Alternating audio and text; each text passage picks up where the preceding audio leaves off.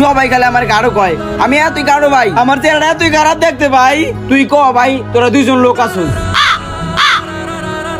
বন্ধু আসলে কথাটা কি জানোস, তুই বেটা খাড়ো না, তুই বেটা জহা খাড়ো।